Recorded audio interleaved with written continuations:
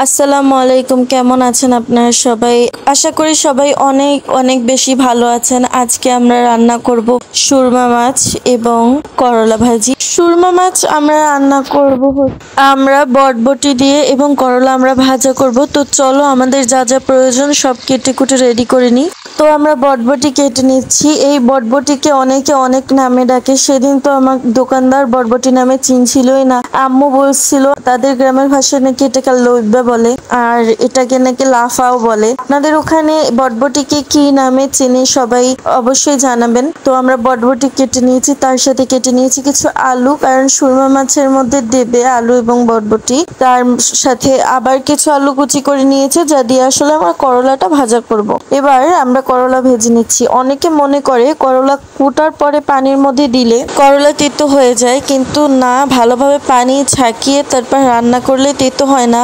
আর একবার আমার বড় মা আমাকে পানি সহই রান্না করে খাইয়েছিল, সেটাও তেতো লাগেনি। আমার আম্মু করলা দিয়ে মাছ রান্না করেছিল, সেটাও তেতো লাগেনি। আমি জানি না, তবে থিওরিটা ভাজার সময় কেন পানি দিলে তেতো হয়ে যায় এইটাই আমি বুঝতে পারি না, কারণ আম্মু তো ঝোলও রান্না করে মাছের মধ্যে, তখনও তেতো লাগে না। যাই হোক, এবার হচ্ছে আমরা সুরমা মাছগুলো ভেজে নিয়েছি সুন্দর করে। দেখো, ভাজা মাছ দেখলেই খেতে ইচ্ছে করে, মাছ ভাজাটাই কিন্তু দেখলে খেতে ইচ্ছে করে। আর সুরমা মাছটা হচ্ছে অনেকটা ইলিশ মাছের প্রজাতি, তাই এটা আমার কাছে মোটামুটি ভালোই লাগে। তবে আমার সবচেয়ে পছন্দের মাছ হচ্ছে ইলিশ মাছ, ওটা হচ্ছে আমার ফেভারিট। আমি কিন্তু মাছ বেশি খাই না, তবে আমি ইলিশ মাছ অনেক পছন্দ করি। তো আমরা কিন্তু আগে করলা সুরমা মাছটা ভেজে সাইডে রেখে দিয়েছি। এবার আমরা করলাটা ভাজা করব। সেই একই কড়াইয়ে করলাটা ভাজা হলে তারপর আমরা মাছ রান্না করবো। আর করলা ভাজার পদ্ধতি তো অনেক সহজ, তবুও আমি অনেকবার ভিডিও করেছি, তাই আর বারবার বলতে ভাল লাগছে না যে পেঁয়াজ দিন, মরিচ দিন, ভাজুন, এভাবে তোমরা দেখে নাও কিভাবে রান্না করা হচ্ছে। তো করলা রান্নাটা কিন্তু বলতে বলতে শেষ হয়ে গিয়েছে। এবার আমরা হচ্ছে মাছ রান্না করব।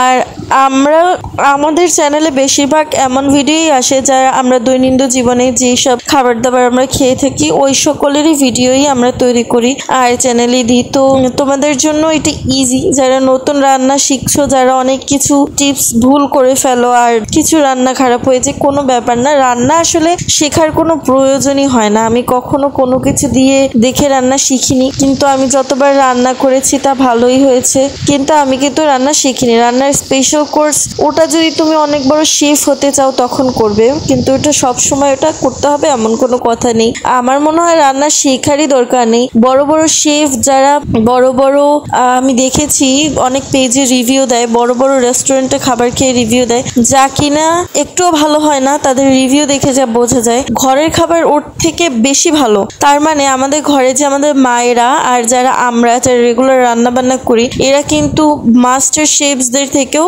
ভালো। আর তারা মাস্টার শেফ যারা বড় বড় রেস্টুরেন্টের শেফ, তারা যে রান্না বান্না করে ওগুলো আপনি প্রতিদিন খেতে পারবেন না, তবে ঘরের মায়েদের হাতের রান্না ওটা আপনি প্রতিদিন খেতে পারবেন, প্রতিদিন তৃপ্তি পাবেন। তাই আমাদের মায়েরা হচ্ছে মাস্টার শেফদের থেকেও 1-2 পা উপরে। তো আমাদের মায়েরাই হচ্ছে সব থেকে বড় শেফ, আর আমাদের ঘর হচ্ছে সব থেকে বেস্ট রেস্টুরেন্ট। এবং এই রেস্টুরেন্টে আপনি আপনার মন মর্জি মতো খাবার কিন্তু পেয়ে যান। মায়ের কানে শুধু একটু নিতে হবে যে আপনি কি খেতে চাচ্ছেন।